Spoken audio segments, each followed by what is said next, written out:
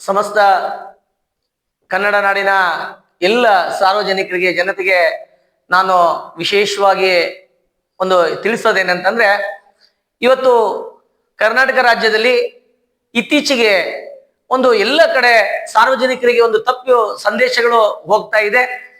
ಅದು ಸಂದೇಶ ಏನು ಅಂತಂದ್ರೆ, ಯಾವುದೋ ಒಂದು ಸಂಸ್ಥೆಗಳು ಇವತ್ತು ಇಡೀ ರಾಜ್ಯದಲ್ಲಿ ಮೈಕ್ರೋ ಫೈನಾನ್ಸ್, ಇವತ್ತು ಇಡೀ ಮೈಕ್ರೋ ಫೈನಾನ್ಸ್ ಅನ್ನುವಂತ ಒಂದು ಸಂಸ್ಥೆಗಳನ್ನ ಮಾಡ್ಕೊಂಡು ಇವತ್ತು ಕರ್ನಾಟಕ ರಾಜ್ಯದಲ್ಲಿ ಅದು ಜನರಿಗೆ ತೊಂದರೆ ಆಗ್ತಾ ಇದೆ ಅನ್ನೋದನ್ನ ಇವತ್ತು ಕರ್ನಾಟಕ ಸರ್ಕಾರದಲ್ಲಿ ಅದು ಚಿಂತನೆ ಆಗಿದೆ, ಮಾತನಾಡಿದರೆ ಆ ವಿಷಯ. ಇವತ್ತು ಯಾಕೆ ನಾನು ವಿಷಯ ಹೇಳ್ತಾ ಇದ್ದೇನೆ ಅಂದ್ರೆ, ಇವತ್ತು ಧರ್ಮಸ್ಥಳ ಗ್ರಾಮಾಭಿವೃದ್ಧಿ ಸಂಸ್ಥೆ BC ಟ್ರಸ್ಟ್, ಇದು ಧರ್ಮಸ್ಥಳ ಗ್ರಾಮಾಭಿವೃದ್ಧಿ ಸಂಸ್ಥೆ BC ಟ್ರಸ್ಟ್ ವತಿಯಿಂದ ಇವತ್ತು ಕರ್ನಾಟಕದ ರಾಜ್ಯದಲ್ಲಿ ಇವತ್ತು ಎಲ್ಲ ಬಡವರ ಮನೆಗೆ ಹಣ ತಲುಪಿಸೋದ ಕೆಲಸ ಆಗ್ತಾ ಇದೆ.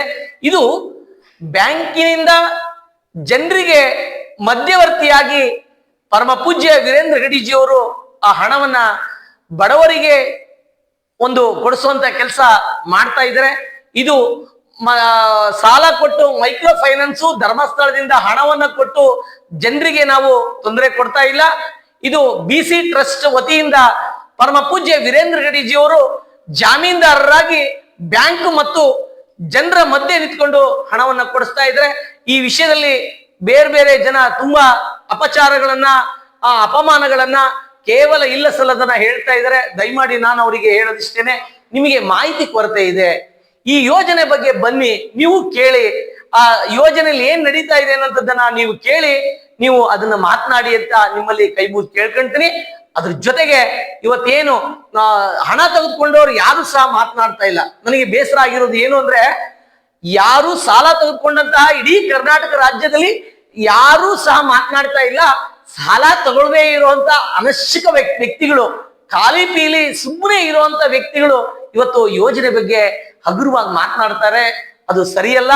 ಇವತ್ತು ನೀವೇನಾದ್ರು ಈ ರೀತಿ ಮಾತನಾಡಿದ್ರೆ ಈ ವಿಷಯ ಏನಾಗುತ್ತೆ ಅಂದ್ರೆ, ಲಕ್ಷಾಂತರ ಬಡವರಿಗೆ ಅನ್ಯಾಯ ಆಗುವಂತ ಪರಿಸ್ಥಿತಿ ಇವತ್ತು ಯೋಜನೆ BC ಟ್ರಸ್ಟ್ ಇದು ವತಿಯಿಂದ ಪರಮ ಪೂಜ್ಯರು ಆ ಒಂದು ಸಾಕ್ಷಿ ಜಾಮೀನ್ದಾರರಾಗಿ ಒಂದು ಹಣ ಕೊಡಿಸದೆ ಹೋದ್ರೆ ಇವತ್ತು ಕೆಳಮಟ್ಟದ ಜನ ಇವತ್ತು ಮೇಲ್ ಬರಲ್ಲ.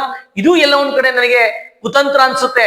ಇವತ್ತು ಬಡವರು ನಮ್ಮ ರಾಜ್ಯದಲ್ಲಿ ಮೇಲ್ ಬರಬಾರ್ದು ಅನ್ನುವಂತ ನಿಟ್ಟಿನಿಂದ ಇದು ಕೆಲವ ಕುತಂತ್ರಿಗೆ ಗೇಡಿ ಕೆಲಸವನ್ನ ಈ ಇದರಲ್ಲಿ ಮಾಡ್ತಾ ಇದ್ದಾರೆ. ಅದಕ್ಕೆ ತಕ್ಕ ಪಾಠವನ್ನ ನಮ್ಮ ಸಾರ್ವಜನಿಕರು ಕಲಿಸ್ಬೇಕು. ಇದು ನಮ್ದು BC ಟ್ರಸ್ಟ್ ಅಂತ, ಇದು ಮೈಕ್ರೋ ಫೈನಾನ್ಸ್ ಅಲ್ಲ ಅನ್ನೋಂಥದ್ದನ್ನ ನಾನು ವಿಷಯ ತಿಳಿಸ್ತಾ, ಸಾಲ ತಗೊಂಡವರು ಎಲ್ಲರೂ ಸಹ ಅವರು ಚೆನ್ನಾಗಿದ್ದಾರೆ, ದುಡಿ ಮಾಡ್ತಾರೆ, ಚೆನ್ನಾಗಿದ್ದಾರೆ. ಈ ಅವಶ್ಯಕತೆ ಇಲ್ಲದ ವ್ಯಕ್ತಿಗಳು ಅದನ್ನ ಹರಡ್ತಾ ಇದ್ದಾರೆ ಮಾಧ್ಯಮದಲ್ಲಿ. ಅದಕ್ಕೆ ಕಿವಿ ಕೊಡಬಾರ್ದು ಅಂತ ನನ್ನ ಹೆಸರು ಹೊಸಕೇರಿ ಸುರೇಶ್ ಅಂತೇಳಿ, ಹೊನ್ನಾಳಿ ತಾಲೂಕು, ದಾವಣಗೆರೆ ಜಿಲ್ಲೆ ಹೊನ್ನಾಳಿ ತಾಲೂಕಲ್ಲಿ ನಾನು ಶ್ರೀ ಕ್ಷೇತ್ರ ಧರ್ಮಸ್ಥಳ ಸಂಸ್ಥೆಯ ಗ್ರಾಮಾಭಿವೃದ್ಧಿ ಯೋಜನೆಯಲ್ಲಿ ಅದರ ಅಂಗಸಹವಾದ ಸಂಸ್ಥೆ ಅಖಿಲ ಕರ್ನಾಟಕ ಜನಜಾಗೃತಿ ವೇದಿಕೆ ಅನ್ನುವಂತ ಸಂಸ್ಥೆ ಇದೆ. ಆ ಸಂಸ್ಥೆಯಲ್ಲಿ 11 ವರ್ಷಗಳಿಂದ ನಾನು ಕೆಲಸವನ್ನ ಮಾಡ್ತಾ ಬಂದಿದ್ದೀನಿ.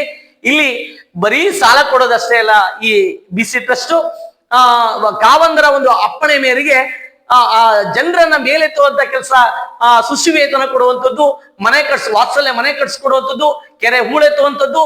ಇವತ್ತು ಕಟ್ಟ ಕಡೆಯ ವ್ಯಕ್ತಿ ಕುಡಿತಕ್ಕೆ ಒಳಗಾದವನ್ನ ಇವತ್ತು ಮಧ್ಯವರ್ಜನ ಶಿಬಿರಗಳ ಮುಖಾಂತರ ಕುಡಿತವನ್ನ ಬಿಡಿಸುವಂತ ಕೆಲಸ.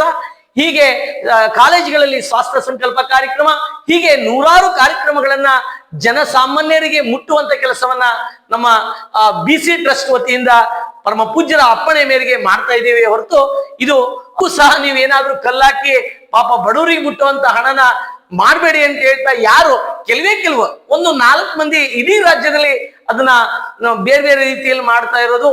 ದುಡ್ಡು ಕಟ್ಟೋರಿಗೂ ಕಟ್ಬೇಡ ಅನ್ನೋದು, ಅಲ್ಲಿ ಹೇಳಿದ್ರೆ ಕಟ್ಬೇಡ ಅಂತ ಹೇಳಿರೋದು ಹೇಳ್ತಾ ಇದೀನಿ. ದಯಮಾಡಿ ಅವ್ರು 4